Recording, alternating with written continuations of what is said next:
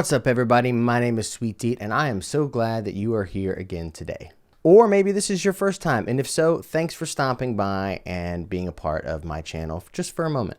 We talk about all kinds of music news, and we talk about trends and business strategy and all the things kind of related to music.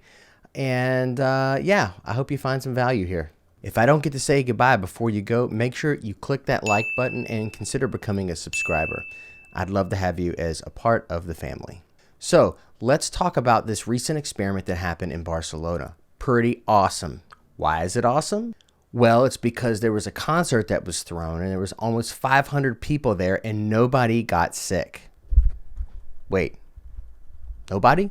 Zero. Nil. Nobody. Pretty awesome. And it gives, all of us that are in the music biz a little smile on our face to hopefully, get back to real life at some point soon. One of the controlled conditions that they put into place was everybody was given an N95 mask, and they were all asked to keep it on and enjoy the show. And because everyone wore a mask, apparently there was no transmission of COVID-19, and that's good. So realistically, I don't know how this really changes anything immediately.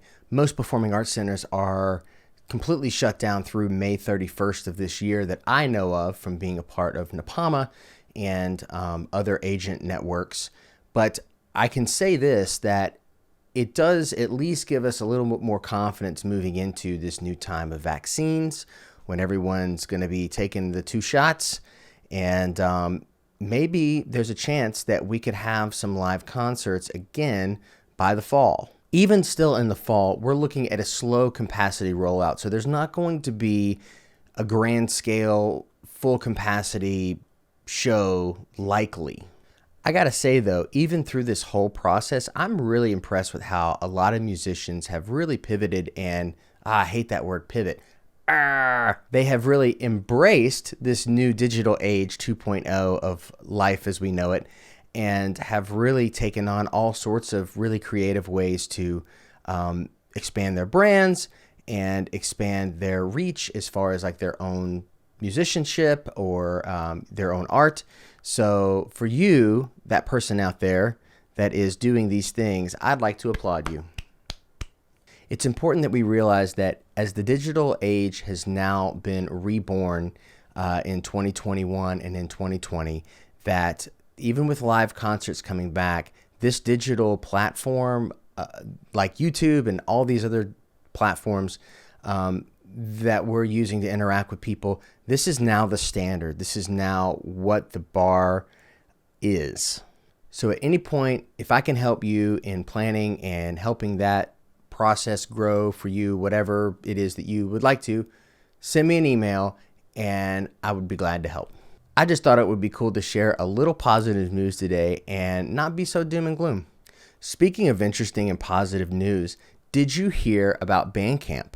Bandcamp is expanding their vinyl production services. It's pretty neat.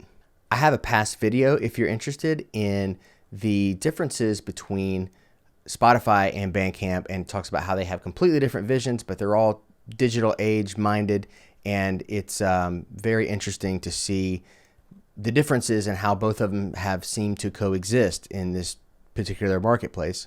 So you should maybe check that out because it's pretty cool, I think.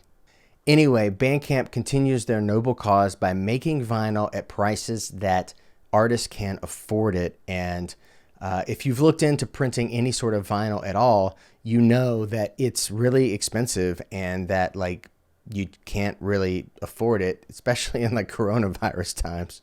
Why are they doing this? Well, it's kind of a big piece of the puzzle as it pertains to physical products within the music industry. I'll tell you why. Vinyl sales last year were 232 million, and that represented 62% of the physical product sales. That's a lot of market share. So fear not, my vinyl loving friends. If you've got favorite brands that just are small and can't afford vinyl, seems like Bandcamp is tackling the issue, and we are thankful. There's always more music news, but that's all we got for today, and I will see you next Tuesday. Hang out with us, consider becoming a subscriber, like this post, it really helps me out a lot. But before I let you go, we have to talk about the artist of the day. I got to tell you, I never thought I'd really say this out loud, or at least on this podcast, but here I am. I'm going to say it. I've become a fan of The Weeknd. Now, I know many of you probably like The Weeknd, but that was not something that I was really prepared for. But his latest huge single that he released late last year, Blinding Lights, has been in my playlists at home very secretly for a long time. And I think it's time that I came out of the closet on this one. So, The Weeknd, Blinding Lights, check it out. It's a great song, and it kind of reminds me of a-ha's Take on Me. Anyone else feeling it? All right, I'm Sweet Deat. See you next time.